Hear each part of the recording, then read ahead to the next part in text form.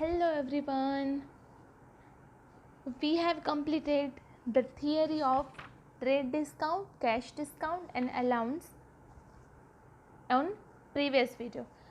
Today we are going to solve one illustration about the trade discount and cash discount.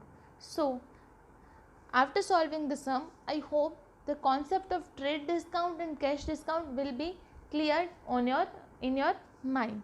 So let's get started. Record the following transaction in a journal of Mahendra Sanghvi 2014 July 1 first transaction है. Goods of rupees 10,000 purchased at 10% cash trade discount from Taruna traders. Taruna traders से goods purchase किए हैं 10% trade discount देके. तो general entry will be goods business में आए हैं तो purchase account will be debited. कितने?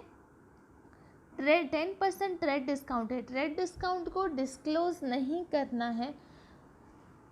क्या करना है, आप मैं आपको जब ये सम करवा रही हूँ तब आपको कैलकुलेटर और पेंसिल और टेक्स्ट बुक सब कुछ हाथ में रखना है, तो ही आपको पता चलेगा कि ये कैलकुलेशन कैसे होता है.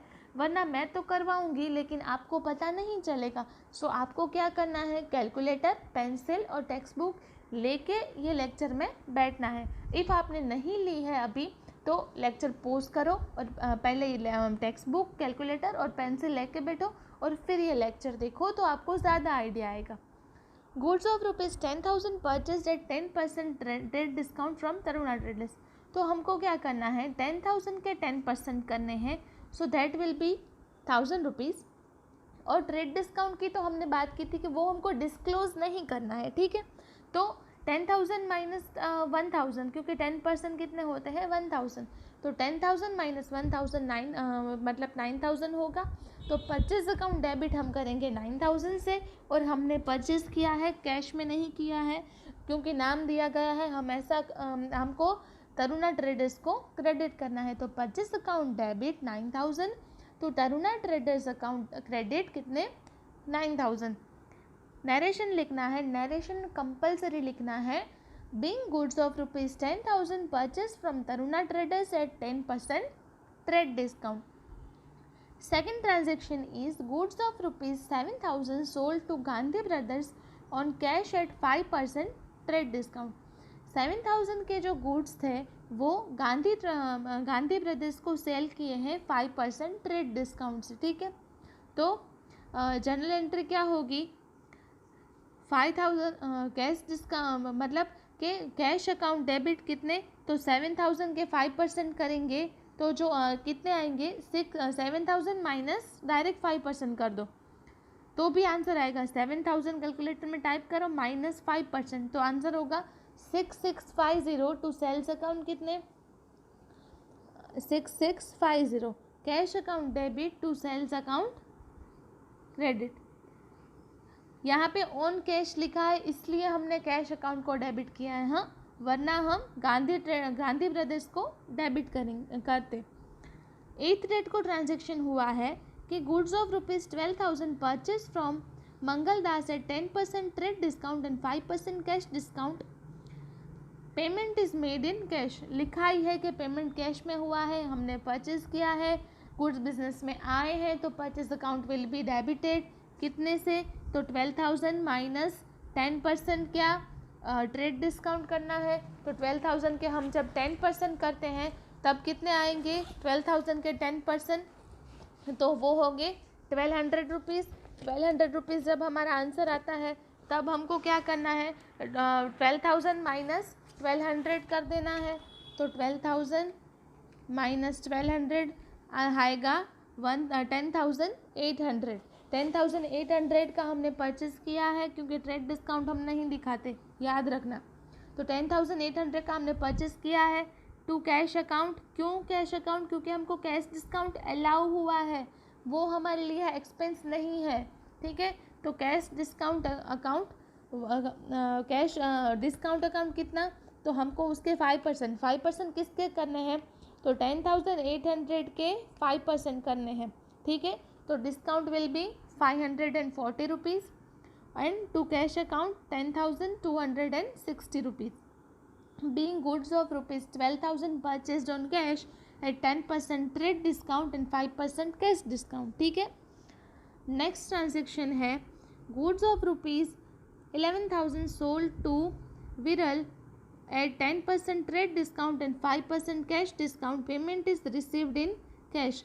हमने गुड्स को सेल किया है, पेमेंट हमको कैश में मिला है, तो कोई टेंशन ही नहीं है. तो cash account will be debited क्योंकि कैश बिजनेस में आई है.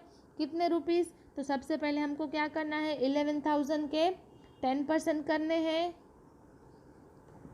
हम 11,000 के 10% करेंगे तब हमको आंसर मिलेगा 1100. तो 11,000 माइनस 1100 करना है तो आंसर होगा 9900. तो इतने की हमने सेल की है. और फिर कैश डिस्काउंट, तो कैश डिस्काउंट ट्रेड डिस्काउंट को लेस करके काउंट करना है इंटू 5%. तो 495 रुपीज़ हमने डिस्काउंट दिया है. तो cash account debit 9405, discount account debit 495 to sales account 9900. Being goods of rupees 11,000 sold on cash at 10% trade discount and 5% cash discount. Next transaction है goods of rupees 8,000 purchased from Bihari Brothers at 10% trade discount and 10% cash discount. Paid half of the amount immediately by the cash. Half amount है वो हमने cash में पे की है. सबसे पहले तो गुड्स बिजनेस में आए हैं तो परचेस अकाउंट को हमको डेबिट कर देना है. कितने से? तो हमने 8,000 के गुड्स परचेस किए हैं. 8,000 के 10% होंगे कितने? 8,000. तो 8,000 के 10% होंगे 800. तो 8,000 माइनस 800 तो दिट विल बी 7,200. तो purchase account debit 7,200 to cash account. क्यों कैश अकाउंट गए? क्योंकि हमने हाफ जो अमाउंट है वो कैश में पे की है. एक बात याद रखना कि जो जितने हम कैश पे करते हैं उसमें ही हमको कैश डिस्काउंट अलाउ होता है. तो हम सबसे पहले क्या करेंगे, 7,200 डिवाइड बाय 2 क्योंकि हाफ अमाउंट हमने कैश में पे की है. और 3,600 के हम 5% निकालेंगे. ठीक है, 3,600 के हम कितने हैं 10%. तो 3,600 के हम 10% निकालेंगे तो दैट विल बी 360. तो purchase account debit rupees 7,200 to cash account 3,240 to discount account 360 and to Bihari Brothers account 3,600. Being goods of rupees 8,000 purchased from Bihari Brothers at 10% trade discount and 10% cash discount. और half amount है वो हमने cash में पे की है. ठीक है. नेक्स्ट ट्रांजेक्शन है goods of rupees 15,000 sold to Bimal at 10% trade discount. If due is paid up to 20th July, 10% cash discount will be allowed. 20 जुलाई तक पे कर दिया है तो 10% डिस्काउंट अलाउ होगा. तो अभी तक डिस्काउंट कैश डिस्काउंट अलाउ नहीं हुआ है तो हमको नॉर्मली एंट्री करनी है. 15,000 के 10% करेंगे तो 15,000 माइनस 1,500 तो दैट विल बी 13,500. तो बीमल अकाउंट डेबिट 13,500. सेल्स किया है, गुड्स बिजनेस में से गए हैं तो सेल अकाउंट को क्रेडिट करना है. Being goods of rupees 15,000 sold to Bimal at 10% trade discount. ठीक है. 18th डेट को ट्रांजेक्शन हुआ है for sale of rupees 15 July. Binal has issued cheque of 4.5 amount which is deposited in a bank. Bimal ने क्या किया, हाफ अमाउंट थी वो पे कर दी है, चेक दे दिया है. तो बैंक अकाउंट डेबिट कितने 13,500 के हमको हाफ करना है उसका. तो डिवाइड बाय 2 तो दैट विल बी 6,750. और 6,750 के हमको क्या कितने परसेंट निकालने हैं 10%. तो उसके 10% होंगे 675. तो bank account debit 6075, discount account debit 675 to Bimal account 6,750 क्योंकि हाफ अमाउंट पे की है. Being Bimal has paid half amount and 10% cash discount is allowed to him. उसके बाद है Bimal has settled the remaining balance in cash. Remaining balance जो थी वो बीमल ने कैश में पे कर दी है. तो उसके लिए हमको एंट्री क्या करनी पड़ेगी, ये आपको सबको समझ में आ गया कि ये क्या क्या करना है। ट्रांजैक्शन नंबर 1 से लेके ट्रांजैक्शन नंबर डेट 18 तक जो भी चीज़ें थी वो अगर आपको समझ में आ गई है कि कैश डिस्काउंट कैसे किया, ट्रेड डिस्काउंट कैसे किया, तो ये चीज़ आपके लिए समझनी बहुत ही ईजी हो जाएगी। समझ में आया कि जब हम जो कैश डिस्काउंट है वो जितनी कैश हम पे करते हैं, अगर हाफ़ कैश हम पे करते हैं तो हाफ़ ही पे कैश डिस्काउंट लगेगा। ठीक है, ये बात आपको याद रखनी है। नेक्स्ट ट्रांजेक्शन है Bimal has settle the remaining balance in cash. Bimal जो रिमेनिंग बैलेंस थी 6750 उतनी उसने कैश में पे की है। ठीक है, तो cash account debit 6750 to Bimal account 6750। Cash discount नहीं मिलेगा क्योंकि उसने 22 डेट को पेमेंट की है।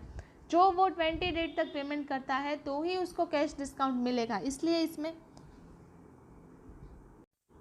नेक्स्ट ट्रांजेक्शन है हमारा कि Bimal has settle the remaining balance in cash. Bimal has settle remaining balance in cash, तो क्या होगा कि जो रिमेनिंग बैलेंस थी 6750 वो उसने कैश में पे की है, लेकिन 22 डेट को पे की है। अगर वो 20 डेट तक पे करता है तो ही कैश डिस्काउंट मिलेगा, वरना नहीं मिलेगा। ठीक है, तो cash account debit 6750 to Bimal account 6750 being Bimal has paid remaining balance of 6750। Okay, next transaction है 1020 was due from Sunita, she paid 1000 as a final settlement. 1020 rupees उसको पे करने थे और फाइनल सेटलमेंट में उसको 20 रुपीज़ नहीं दिए, तो कैश अकाउंट डेबिट 1000 क्योंकि उसने रुपीज़ 1000 दिए हैं। डिस्काउंट अकाउंट डेबिट 20 क्योंकि हमने उसका उतना डिस्काउंट दिया उसको, तो Sunita account 1020 being 1000 receive from Sunita as a final settlement for due of rupees 1020। Next है A check of rupees 800 was issued to Vaishali as a final settlement due to 810 का check था, उसका फाइनल सेटलमेंट 8000 का हुआ, तो Vaishali account debit 810 to bank account 800 to discount account 110 क्योंकि हमको वैशाली को पे करने हैं। ठीक है, तो being for a due of rupees 810 rupees 800 is paid to Vaishali as a final settlement. तो हमने ये कंप्लीट सम किया है। हमको ये इसमें जो उसका सबका टोटल है वो लिखना है, नीचे 2 लाइन करनी है और इस तरह से हमको सम को कंप्लीट करना है। ये सम्स बहुत ही इंटरेस्टिंग होते हैं, ये सम्स बहुत इजी भी होते हैं। सो आप अगर ध्यान से करोगे तो इस सम के आपको ईजीली मार्क्स अवेलेबल हो जाएंगे। अब आप एक बात ध्यान से सुन लो कि अब आपको PDF नहीं आएगी होम असाइनमेंट के लिए। अब आपको वीडियो के एंड में होम असाइनमेंट मिलेगा, उसमें से आपको वो कॉपी करना है और फिर बुक में सम करना है। होम असाइनमेंट की PDF अब आपको नहीं आएगी, होम असाइनमेंट हर वीडियो के एंड में होगा। सो आपको उसमें से देख के होम असाइनमेंट जो है वो करना है।